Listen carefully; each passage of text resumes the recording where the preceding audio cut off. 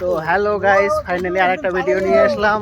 তোমরা দেখো আমরা কোথায় ঘুরতে আসছি আজকে। ঘুরতে বলতে এদিকে এমনিতে চলে আসছি। চলে আসার পর এদিকে ভাবলাম যে একটু ঘুরে যাই বর্ডারটা, তোমাদেরকেও দেখাই বর্ডারটা, বাংলাদেশ বর্ডার। এই যে দেখতেছেন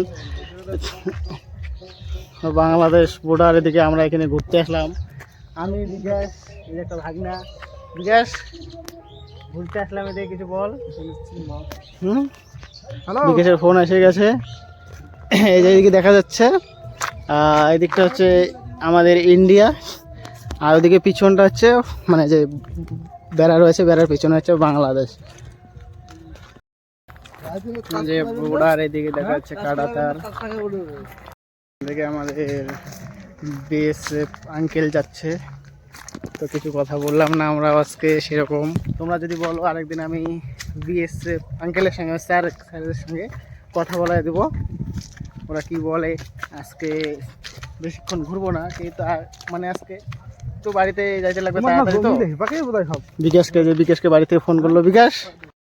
এই দেখুন, এই যে লাইট রয়েছে বিএসএফ এর চেক ইনের জন্য, রাত্রে ডিউটি করার জন্য। মানে এদিকে রাত্রে ডিউটি করার জন্য এদিকে ল্যাম্প পোস্ট রয়েছে। এই ল্যাম্প পোস্টের আলোতেই মানে একদম পুরো পরিষ্কার দেখা যায়। ল্যাম্প পোস্টগুলো দেখি নুন, একদম পুরা জবরদস্ত ল্যাম্প পোস্ট।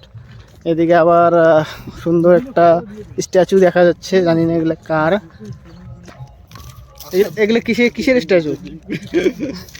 হ্যাঁ না, তো আরে আমার এটা একজন মারা গেছে না, মেরে বাবা মান।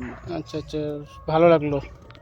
যাই হোক, স্ট্যাচুটা এখানে শুনলাম নাকি কার বাবা মারা গেছে, তো সেই জন্য এখানে স্মৃতি হিসেবে স্ট্যাচু বানায় রাখছে।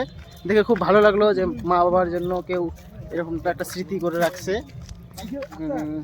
তো প্রচণ্ড রোদ, দেখুন আজকে রোদ উঠছে প্রচণ্ড, তাই শ্যুট করা যাচ্ছে না ভালো, ক্যামেরা সেট আপটা সেরকম আসতেছে না। তো আজকে ভিডিওটা আমি এতটুকুই শেষ করতেছি। পরে তোমরা আর কোনোদিন যদি সময় হয় তাহলে আমি ভালো করে ঘুরে দেখাবো বর্ডারটা, বিএসএফদের সঙ্গে কথা বলবো, কি বলে ওদের ডিউটি সম্বন্ধে সব কিছু দেখাবো। ততক্ষণে বাই, টাটা।